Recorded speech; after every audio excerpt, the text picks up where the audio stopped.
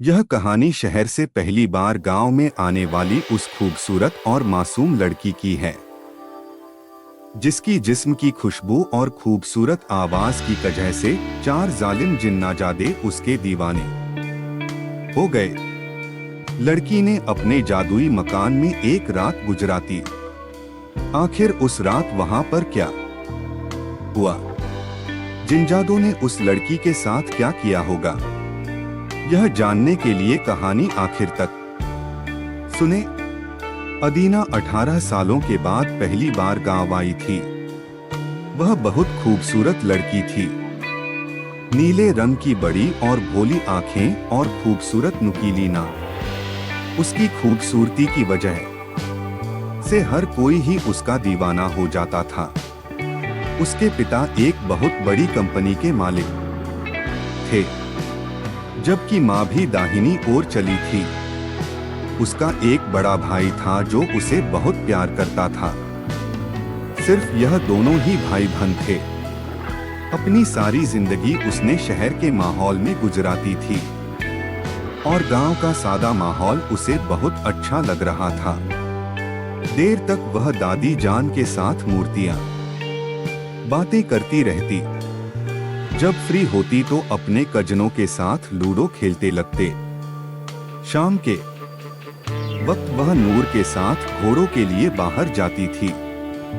उस गांव में एक छोटी सी झील थी, जिसके ऊपर एक पुराना पुल था और थोड़ी ही दूरी पर एक बहुत बड़ा पुराना जहाज गिरा हुआ था। वहां पर बड़े बड़े लोहे के पुर्जे पड़े हुए थे। उस जगह के बारे में मशहूर था। वहां पर झिंझाड़े रहते हैं जो लड़कियों की खुशबू सूंघकर उनके दीवाने हो जाते हैं। जब यह सारी बातें अदीना ने सुनी तो वह बहुत ज्यादा डर गई। वह अपने कजनों के पास से उठकर अपनी दादी जान के पास जाकर बैठ गई थी। अरे क्या हुआ है मेरी पोती को? मेरी पोती इतनी डरी हुई क्यों है? दादी जान यह डरावनी बातें कर रहे हैं और मुझे जिजात से बहुत ज्यादा डर लगता है। उसने कांपते हुए लहजे में कहा था, मेरी जान डरो नहीं, मैं तुम्हारे साथ हूँ। हमारे होते हुए कोई तुम्हें कुछ भी नहीं कह सकता। उसका दिल काफी हद तक सुकून में आ गया था, मगर इसके साथ साथ उसके दिल में उत्सुकता भी भर गई थी कि अगर वहां पर जिन्नात मौजूद हैं तो यह कैसे होंगे? जिस तरह से फिल्मों में ड्रामा दिखाया जाता है कि एक जिन लड़की की ख्वाहिश पूरी कर देता है, क्या वह जिन वैसे ही होंगे? रात के वक्त भी जब उसके कजिन ने पुल के बारे में बात की तो वह घबरा गई। अरे तुम इतना डर क्यों रही हो? जो इंसान ज्यादा डरता है जिन उसे अपने साथ लेकर जाता है। यह सुनकर वह ऊंची ऊंची आवाज में चिल्लाने लगी थी। उसकी कजिन ने बड़ी मुश्किल से उसे चुप कराया था। अगले दिन उसके सब कजन बाहर घूमने के लिए गए। उसे डर लग रहा था। वह अपने कमरे से भी बाहर ना निकली।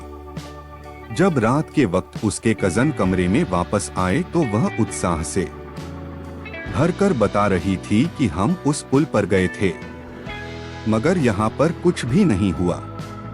अब सिर्फ उसका एक कजन ही नहीं बल्कि गांव के लोग भी उस पुल के बारे में बातें करते थे।